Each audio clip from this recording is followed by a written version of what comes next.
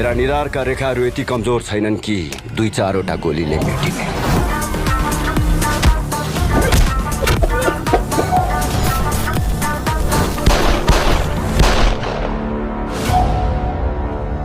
सबैभन्दा ठुलो कुरा त तपाईले दिने आशीर्वाद पो त मेरो लागि।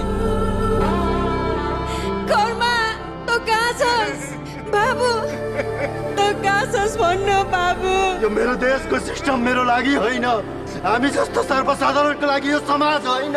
यो करप्टेड सिस्टमले आज मलाई अपराधी बनाएको छ।